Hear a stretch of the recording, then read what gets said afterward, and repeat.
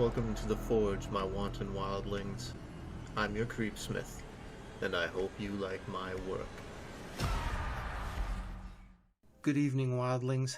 Tonight's tale is a truly wild ride, starting in primitive belief, veering through modern technology, and careening straight toward the unknown itself. This tale is called Binary DNA, author unknown. Some say when you take a picture of someone, you capture their soul in the camera. They also say that if you print it off, that picture contains the soul itself, and you can control the person with it. Now, I'm not sure where to start here. Do you know what the primordial soup is? It's a veritable ocean of elements, all floating around randomly. And through millions of years of time, eventually, the right set of random circumstances came to pass and the elements were able to connect together and form the world's first single-celled organism. That's a really boiled-down version of it, but I'm sure you get the gist of it. Fast forward a few billion years to the 1990s when internet use began to rapidly accelerate. Every home had a computer, and new connections between computers were opening on a by-the-second basis. Trillions of bytes of data began to transfer around the world at the speed of light. Music, text, sound, and most importantly, pictures. Now, when you take a picture of someone and capture their soul, what happens when that picture is converted to data and placed on a hard drive? Does the soul follow? Well, 15 years later, we believe it does. We believe that when you take a picture of someone and upload it onto your computer, alongside the image data, a blueprint of that person's soul itself is imprinted in the file. Look at your pictures folder. How many souls do you think are in that folder alone? And that's just the beginning. These soul blueprints each retain a piece of the puzzle, parts of that person's soul as well. Recently, a group of hackers who referred to themselves as the Cardinals took an interest in this theory and began experiments. They found anomalies within the binary sequences of images based on similar features of the person that they had taken the picture of.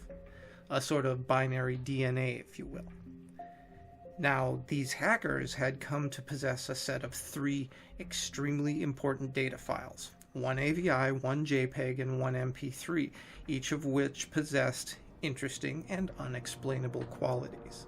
The first of these files, Cradle.avi, depicts what appears to be a group of teenagers with a low-quality video camera exploring the basement of a house. The video is distorted completely, beyond any comprehensibility, and the video is very low quality. For most of the video, the camera is passed around the group, handed back and forth, and jerked around too much to make anything clearly noticeable. But near the end, the camera turns at an odd angle, and you can almost make out a young girl standing in the corner facing the wall. Her hair is very long and black, and she's wearing some form of white dress. You can only see her for a split second, but many people who've seen the video claim there just seems to be something wrong with her.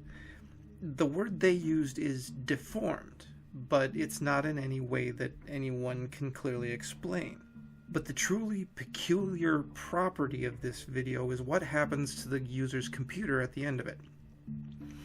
On the last second of the video, if not already so, the video will force full screen itself. Along with this, you're left with a 1-second looping clip of a window in the basement wall. It loops 15 times, and then the girl is seen again, standing on the other side of the window with her back to the viewer, slowly rocking back and forth. After a few moments, the video ends and the user's computer shuts down, permanently. Inspection has shown that the entire registry history becomes completely corrupted, requiring the user to do a total wipe and reinstall. The second file is known as needles.mp3. This sound file, when played, goes on for about 3 minutes. It's extremely distorted. One can occasionally make out some form of voice talking, but most of the sound on the file is some form of growling, rolling, crackled roar. Users who listen to this file often experience extreme nausea and loss of balance for a brief time period. The final file is known as burningman.jpg. The file name has nothing to do with what the actual footage depicts. Instead, it just plays as a haphazard mess of overlaid and meshed images of dolls and a hallway. There also seems to be an image of a man standing with his head cast down in the background, but the image is too distorted to make anything out, much like the other files. The image, when downloaded and opened on a user's desktop, will proceed to stay permanently open on whatever program it is opened through. Not only that, but the program itself becomes disabled. Nothing else happens. The image is just permanently sitting there on your desktop, unclickable, unminimizable, and you're just left there with the man's invisible gaze staring at you. From what the group of hackers were able to discern, this file seems to have pre-compiled into the data something along the lines of a CMDOW. Yet, as complex and intricate as this program is, it works across all OS platforms. No one knows who the original creator is. In fact, few people have ever heard of it, as the file is both uncopyable and unable to be sent. This, in fact, further adds to the mystery of the file, as often receivers will obtain it from random anonymous emails posted on forums in a download link. This poses the question, how was that poster able to upload it? If you ever see any of these files, of course, refrain from downloading any of them. They all have varying detrimental effects on your computers, from practically taking out your whole registry, corrupting System 32, freezing your mouse, or even crashing your computer outright. This group of hackers, the Cardinals, took to analyzing these three files and comparing their odd behaviors. They'd heard of other such odd files, images, data, etc., but were never able to get their hands on them, at least as far as we know. Though rumor states they in fact were able to locate and collect all of the known files like the original smile.jpg, barbie.jpg, even suicidemouse.avi. Not even the grifter was able to escape their grasp, rumor states, but rumor also states that the grifter video even exists in the first place. But that's another story. Nonetheless, all these files in hand, the group lined the files up and began to meticulously work through the binary 1, 0, or 1 at a time, checking for similar strains and series of binary that matched. And they did manage to successfully do so, at least the legend states. The results were 7 individual executable files that did nothing. Simply a gibberish pile of zeros and ones. They endlessly puzzled over the files, each hacker taking one executable each. They decided to name them after themselves: lust, gluttony, greed, envy, sloth, wrath, and pride. At last, they attempted to line the files up. Remarkably, something odd happened. The copies of the files quite suddenly meshed together. The result was a single, complete, executable file already named: barelybreathing.exe. What of the file? Not much else is known after that point in the story. The hackers were far too smart to just execute it. They analyzed the file every possible way: hex, binary, conversions, anything to figure out what this odd file would do. All to no avail. Even after forming it together, it was just an even bigger jumble of ones and zeros, and it made no more sense than the separate executes.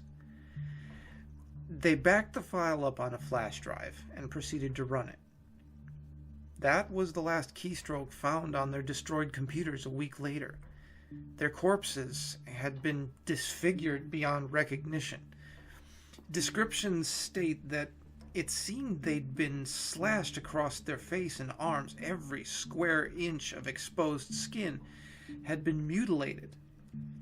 almost microwaved and then sliced repeatedly by a micro-thin, surgically sharp razor.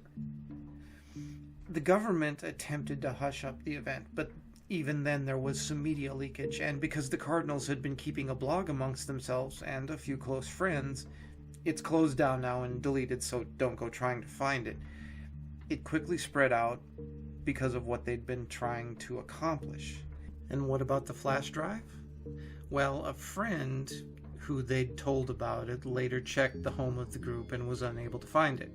According to reports, the drive was found in the pocket of one of the group and had been taken as evidence by the police. Although from there, it simply vanished. The trail continues on, though. The file resurfaces every few weeks somewhere on the globe. Governments attempt to cover it up, but some media leaks out, of course. Look to the news for people mutilated in their own homes by a murderer, their computers stolen. You'll know what to look for. And if you ever get a cryptic email with an attachment labeled barely breathing, for fuck's sake, at least for your own safety, please don't open it. Oh, that's gonna hurt.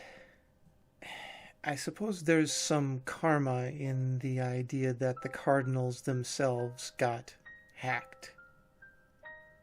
I know it's a horrible joke, but please go with me here. I guess the lesson in this story is that you shouldn't assume you're the smartest person in the room, even if the only other thing in the room isn't actually a person.